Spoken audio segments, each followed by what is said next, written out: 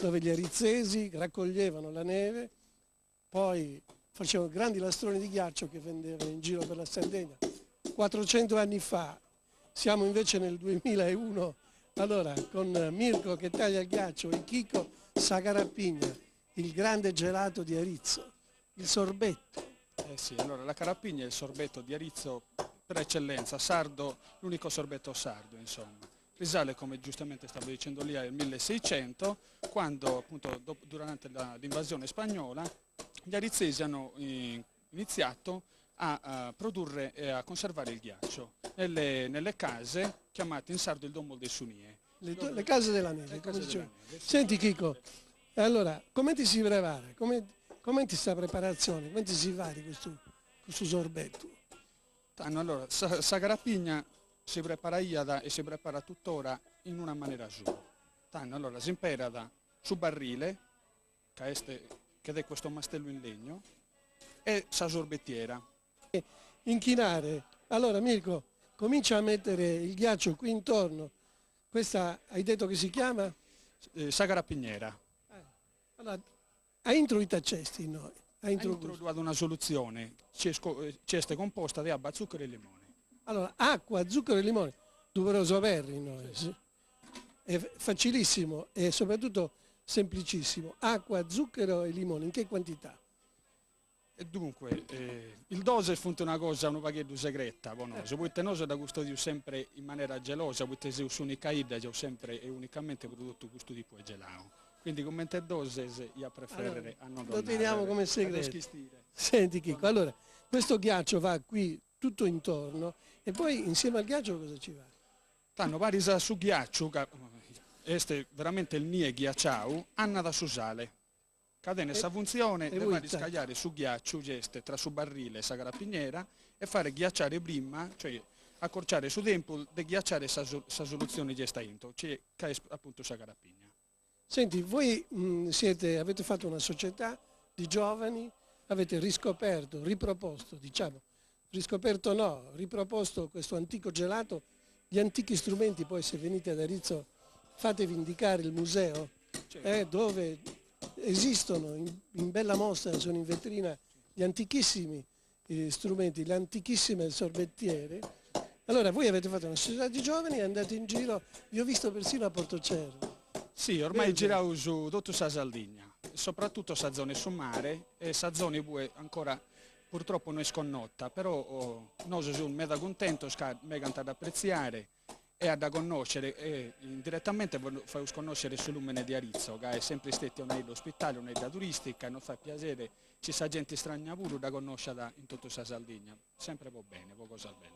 Allora, adesso qui Mirko sta riempiendo la sorbettiera di ghiaccio, poi ci aggiungerete il sale, come dicevi prima, per mettere al ghiaccio, e poi quando diventa ghiaccio? Tanto gusta come ti viene il direttare su ghiaccio, hanno trabagliata in una maniera che solo il vero scarapiniere di scintivare, cioè in maniera lestra e continuata, in modo che questa soluzione a barre si ghiaccia prima e bene, in modo che non si formente grummosa intro. Dopo circa 20 minuti del gusto di poi trabaglio, hanno aperta e trabagliata prima con una palitta di acciaio, può discrostare di sparettese, e poi con sellina può amalgamare, una grappigna può essere veramente grappigna, deve essere buona e densa, omogenea. Senti, praticamente voi fate con le mani, con una certa fatica, quello che poi si vedono oggi nei moderni bar, dove girano quelle macchine che servono per fare i sorbetti che si prendono. Bene, allora in quanti siete? Si usa in 4, si usa in questa società.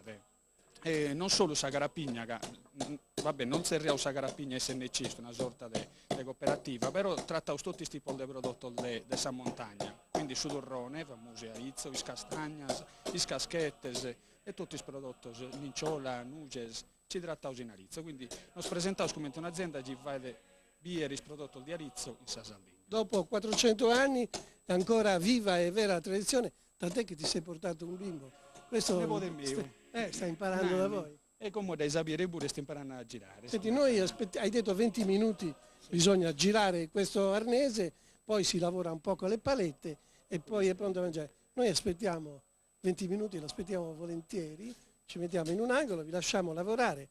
Adesso via, all'opera e poi naturalmente insieme a Nanni e a qualcuno che già da lontano ci guarda e sta per arrivare, gusteremo questa carapicchia.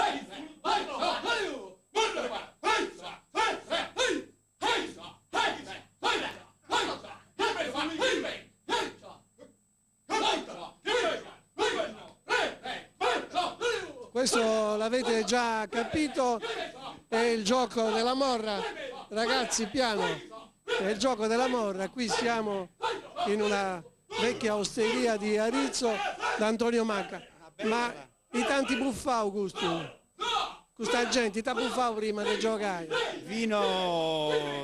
Vino rosato, cannonau di Erzo.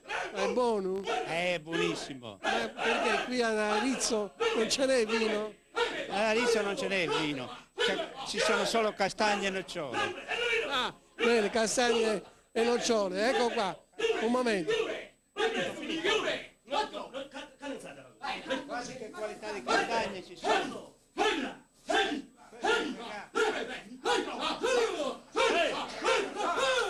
Un momento ragazzi, fermi un attimo.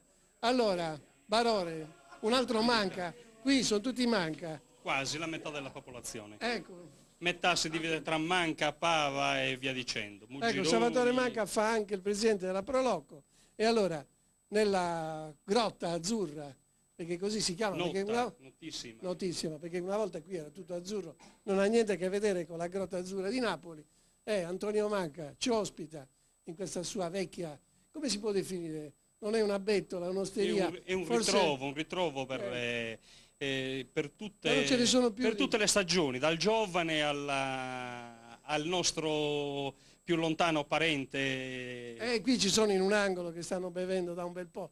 Abbiamo anche il medico della Guardia Medica che ci sta controllando, perché qui sicuramente qualche coronaria o qualche arteria. Bevendo queste cose qui, il vino No. genuino. non Allora, puoi- cosa succede qui? Giocano alla morra, un gioco antico, la cui storia si perde certamente nei tempi, nella storia della nostra gente. Si gioca alla morra per passare il tempo, si gioca alla morra nelle grandi sagre, si gioca alla morra magari per scommettere un bicchiere di vino. Intanto chi vince e com'è questo gioco della morra? Davvero, intanto bisogna avere, secondo me, in testa un computer. Come si fa a seguire? Allora, con ordine. Beh, Lei qui in questo momento cosa fa? Il giudice? il giudice di E questa cioè? disputa tra dei ragazzi, tra due coppie di ragazzi che vogliono fare rivalsa gli uni con gli altri. Magari in gioco c'è un bicchiere di vino oppure lo sfottò per dire siamo stati più bravi e Allora, si si passa gioca- la festa così. Bene, allora si gioca in 4 a coppia. Sì, Mi pare di aver capito da Sì, qualche sì. minuto. certo. Allora, si buttano dei numeri, no? Con una mano, Sì. ogni mano rappresenta un numero, nel Un senso numero. che con le dita si indica un numero e chi vince. Chi vince, chi azzecca il numero suo con le sue dita più quelle dita le dita dell'avversario, con un massimo quindi di 10 che sarebbe la morra. Allora, Il per, 10 sarebbe la morra. allora, Il per massimo intenderci, uno butta il 3, Sì. l'altro butta 2, contemporaneamente se dice 5, 5 vince. ecco, e sino a vince. quando si arriva? Si arriva a 11, 16, dipende dal gioco che si Allora, vuole fare. proviamo Se a si vuole fare, allora, se si vuole fare una partita secca è 16 secco, si può dire. Va bene, allora- O anche 8. Oppure un 11 e si fa la bella. Allora, ricominciamo, dai. Alla mano. Provate a fare un gioco, vediamo un po' se riesco soprattutto a seguirli. Via!